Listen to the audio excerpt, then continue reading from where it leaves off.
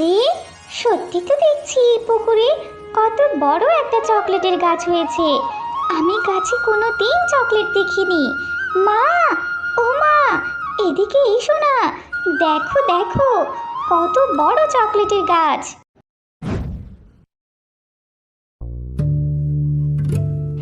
কি রে ববি টুম্পা, তোরা এখানে বসে বসে চকলেট খাচ্ছিস?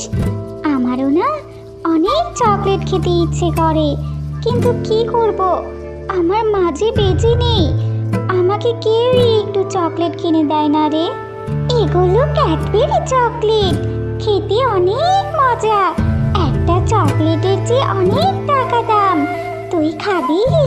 হ্যাঁ রে, তোদের খাওয়া দেখেই বুঝতে পারা যাচ্ছে এটা খেতে অনেক সুস্বাদু। আমিও খাবো। আমার বাবাকে বলবো কিনে দিতে।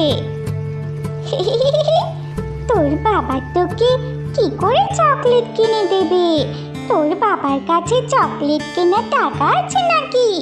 তোর ঘরে তো সৎ মা, তোর সৎ মা তো তোকে সহ্যই করতে পারে না। তাহলে তুই কি করে চকলেট কিনে দেবে তোকে? তোরা ঠিকই বলেছিস রে টম্পা, আমার মা তো বেঁচে নেই। আমার মা বেঁচে থাকলে আমাকে এত কষ্ট করতে হতো না, আমিও তোদের মতো চকলেট খেতে পারতাম। আমি বাড়িতে যাই রে, আমাকে আবার বাড়িতে গিয়ে রান্না করতে হবে। এরপর মিনা মনটা খারাপ করে সেখান থেকে চলে যায়। আশায় গিয়ে রান্না করতে থাকে। এমন সময় সেখানে মিনার সৎ মা চলে আসে। কি রে মিনা, এখনো রান্না শেষ হলো না তোর? সেই কখন রান্না করতে বলেছি তোকে, এখনো রান্না শেষ করতে পারিসনি? ঠিকই তো সকালে গিয়ে পাড়া বেরিয়ে এসেছিস। এই তো মা, তাই হয়ে এসেছে। তুমি একটু অপেক্ষা করো, আমার রান্না হলে আমি তোমাকে খাবার বেড়ে দেব। তুমি গিয়ে রেস্ট করো, যাও। হ্যাঁ হ্যাঁ ঠিক আছে, আমার খুব খিদে পেয়েছে। তোর বাবা বাজার থেকে আসার আগে রান্না শেষ করবি। তোর বাবাকে আবার বলবি না যে তোকে রান্না করতে দিয়েছি। না মা, আমি বাবাকে কিচ্ছু বলবো না। আমি জানি তো, বাবাকে এসব বললে তুমি আমাকে অনেক মারবে। তুমি এখন ঘরে গিয়ে বসে থাকো, আমি তোমার জন্য খাবার নিয়ে আসছি। কই গো গিন্নি, আমার মেয়ে মিনা কোথায়?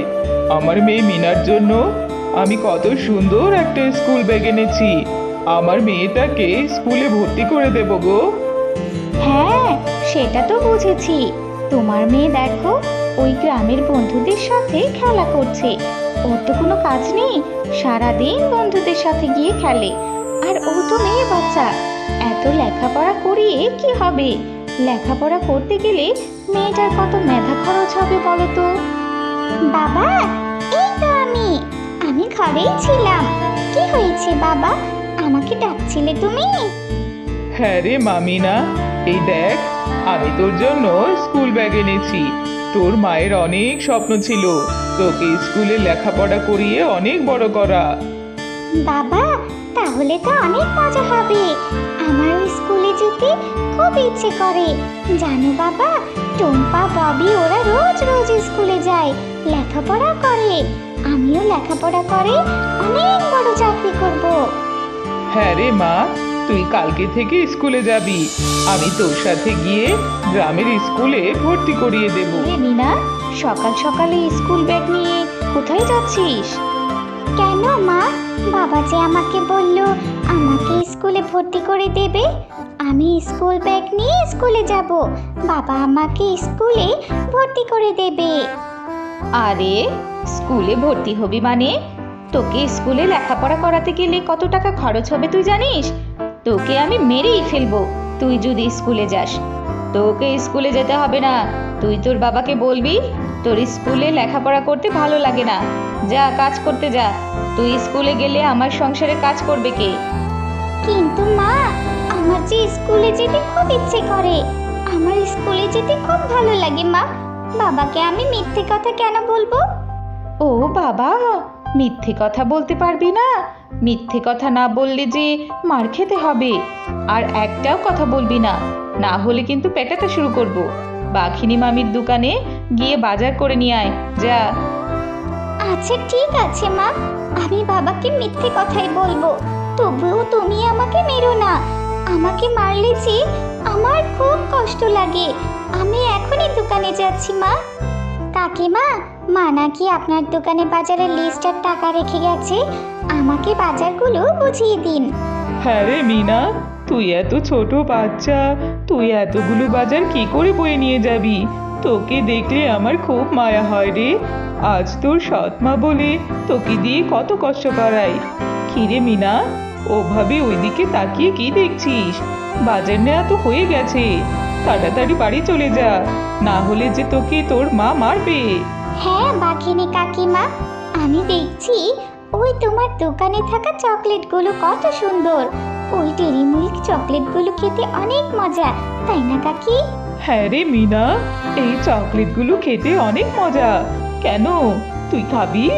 হ্যাঁ কাকিমা, ওই চকলেটগুলো না আমার অনেক খেতে ইচ্ছে করে, কিন্তু টাকা কোথায় পাবো? এই জন্যই তো খেতে পারি না। বুঝতে পেরেছি, এতিম মেয়েটা, তোর সৎমা তোকে দেখতেই পারে না, চকলেট কি করে খাওয়াবে? আচ্ছা ঠিক আছে, তোকে দেখে আমার খুব মায়া হয় রে। এই নে, এই চকলেটটা তুই নিয়ে যা, এই চকলেটটা তুই খাবি, এটার জন্য তোকে টাকা দিতে হবে না।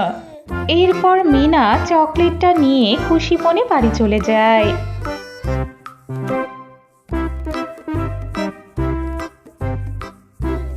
কি রে মিনা, এত দেরি করলি কেন? সে কখন পাঠিয়েছি বাজারগুলো আনতে, তুই এতক্ষণে বাজার নিয়ে এসেছিস? আর তোর হাতে এই চকলেটটা কোথা থেকে এলো? চকলেট কোথায় পেলি তুই? মা, চকলেটটা আমাকে বাঘিনী কাকিমা ফ্রিতেই দিয়েছে। এই চকলেটটা খেতে আমার অনেক ইচ্ছে করছিল, তাই বাঘিনী কাকিমা আমার থেকে টাকা নেয়নি। বুঝতে পেরেছি, ভালোই তো মিথ্যে কথা বলতে শিখে গেছিস। নিশ্চয়ই আমার বাজারের টাকা থেকে টাকা চুরি করেছিস, টাকা চুরি করে চকলেট খাচ্ছিস। না মা, আমি মিথ্যে কথা বলছি না, বিশ্বাস করো, এটা আমাকে বাঘিনী কাকিমা ফ্রিতেই খেতে দিয়েছে। চুরি করেছিস, আবার বড় বড় কথা বলছিস? তোর মা একটা চোর জন্ম দিয়ে আমার ঘাড়ে ঝুলিয়ে রেখে গেছে, আজ তোকে উচিত শিক্ষা দেবই দেব। আরো মিথ্যে কথা বলবি? আমার টাকা চুরি করে চকলেট খাওয়া এত বড় সাহস কোত্থেকে আসে? আজকে তোকে মেরেই ফেলবো। আরো মিথ্যে কথা বলবি বল? এই চকলেটটার জন্য আমাকে মার খেতে হলো। আমি এই চকলেটটা খাবই না, আমি চকলেটটা পুকুরে ফেলে দেব। আমি আর কোনোদিন চকলেট খাবো না। এরপর মিনা জঙ্গলের মধ্যে গিয়ে বসে বসে কান্না করতে থাকে। এমন সময় জঙ্গলে একটা গাভী চলে আসে।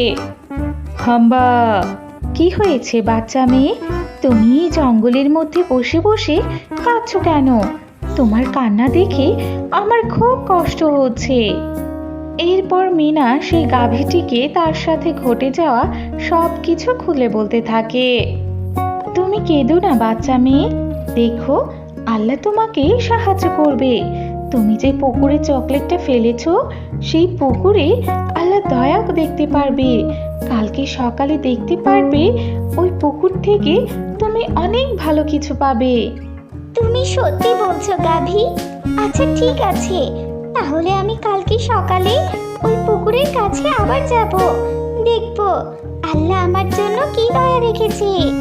আরে সত্যি তো দেখছি এই পুকুরে কত বড় একটা চকলেটের গাছ হয়েছে। আমি গাছে কোনোদিন চকলেট দেখিনি।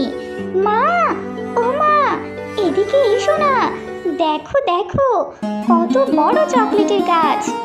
আরে সত্যি তো, এই গাছে তো দেখছি কত দামি দামি চকলেট ধরে আছে। এই চকলেট কোথা থেকে এলো? এটা তো আজব ব্যাপার। হ্যাঁ মা, তুমি কালকে মারার পরে ওই চকলেটটা আমি রাগ করে এই পুকুরে ফেলে দিয়েছিলাম, তাই আল্লাহ দয়া করে এত বড় একটা চকলেটের গাছ দিয়েছে। আরে বাহ, তাহলে তো ভালোই হলো।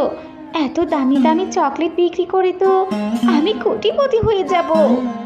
মুন্নি শিয়ালিনী, তুমি এই গাছের চকলেট তখনই খেতে পারবে যখন তুমি মিনাকে মায়ের মতো করে আদর যত্ন স্নেহ ভালোবাসা দিতে পারবে।